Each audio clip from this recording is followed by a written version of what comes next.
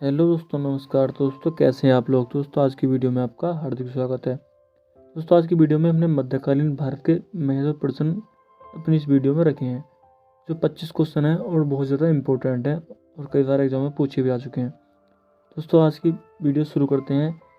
पहला प्रश्न देखते हैं कि कृष्णदेव राय किसके समकालीन थे। तो इसका आंसर है कृष्णदेव राय मुगल जो राजा था बाबर के समकालीन थे। ऑप्शन नंबर बी इसका राइट आंसर हो जाएगा।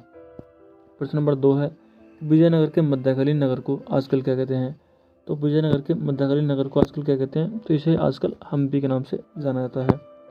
प्रश्न नंबर 3 है, विजयनगर के गौरव के भग्नावशेष और इसकी वास्तुशैली के ऐतिहासिक महत्व का स्थान अब कहाँ देखा जा सकता है। तो कहाँ पर, ये हम्पी में देखा जा सकता है। हम्पी इसका राइट आंसर हो जाएगा।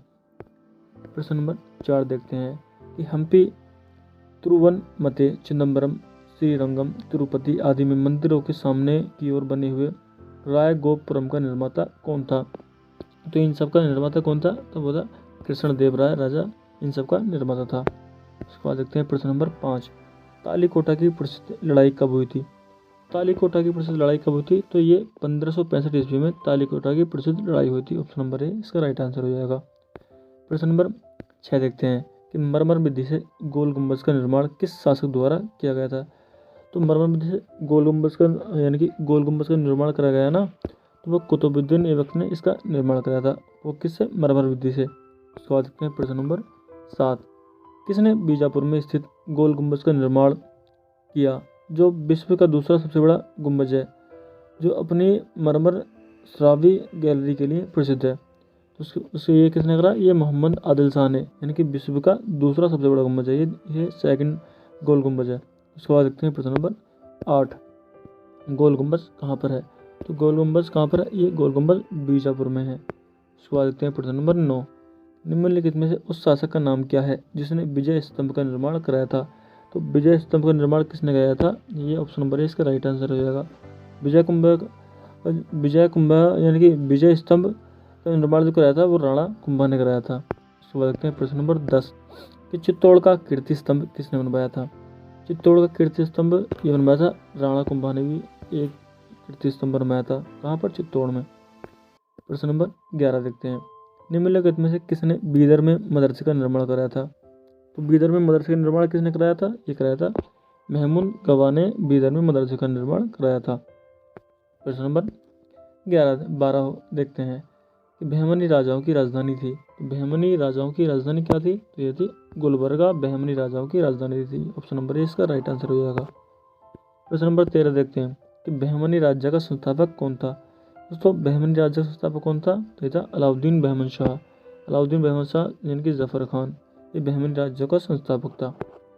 प्रश्न नंबर 14 देखते हैं कि होयसल की राजधानी का नाम क्या है। तो होयसल की राजधानी का नाम मतलब उस पीरियड में क्या था, तो वह द्वार समुद्र होयसल की राजधानी का नाम था। उसके बाद देखते हैं प्रश्न नंबर 15, कि सुविख्यात कोहिनूर हीरा किस खान से निकाला गया था। तो सुविख्यात कोहिनूर हीरा किस खान से निकाला गया भाई, तो ये निकाला गया गोलकुंडा की खान से। तो ऑप्शन नंबर डी इसका राइट आंसर हो जाएगा। वेरी इंपॉर्टेंट क्वेश्चन ये वाला भी। प्रश्न नंबर 16 है, निम्नलिखित में से किस युद्ध से भारत में मुगल राज्य की नींव पड़ी।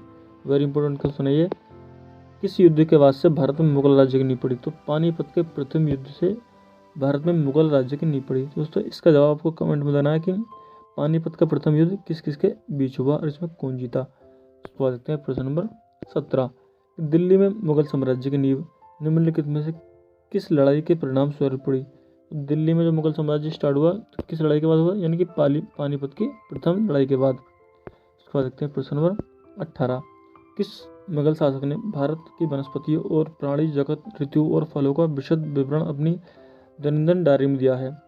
तो यानी कि भारत की तारीफ करी है, पूरे भारत की तारीफ करी किसने करी है, तो ये बाबर ने अपनी डायरी में इसका आकलन किया है। सवाल देखते हैं प्रश्न नंबर 19, भारत में सबसे पहले तोपखाने का प्रयोग किसने किया था।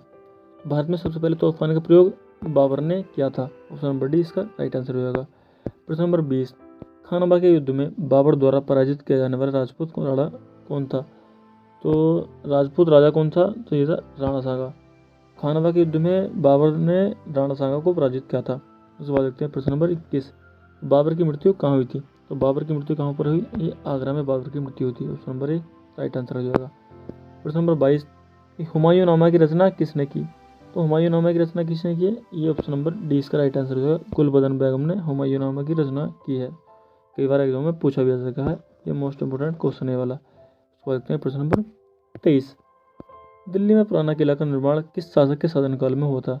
दिल्ली में पुराने किले का निर्माण किस शासक के शासनकाल में हुआ? ये हुमायूं के शासनकाल में हुआ। ऑप्शन नंबर सी इसका राइट आंसर हो जाएगा। प्रश्न नंबर 24, हुमायूं को किस लड़ाई में पराजय के बाद भारत से भागना पड़ा था? तो हुमायूं को किस लड़ाई में पराजय के बाद, यानी कन्नौज की लड़ाई में पराजय के बाद हुमायूं को पराजय होने के बाद भारत से भागना पड़ा था। प्रश्न नंबर 25 है लास्ट, कलानौर में राज्याभिषेक के समय अकबर की आयु कितनी थी? तो इसका जवाब आपको कमेंट बॉक्स में देना है कि कलानौर में जब अकबर का राज्याभिषेक हो रहा था तो उस टाइम अकबर की आयु कितनी थी। दोस्तों इसका जवाब आपको कमेंट बॉक्स में देना है। और अगर आप वीडियो पर नए हैं तो वीडियो को लाइक करें, चैनल को जरूर सब्सक्राइब करें, क्योंकि मैं ऐसे रिलेटेड सारी वीडियोस अपने चैनल पर अपलोड करता रहता हूँ। धन्यवाद।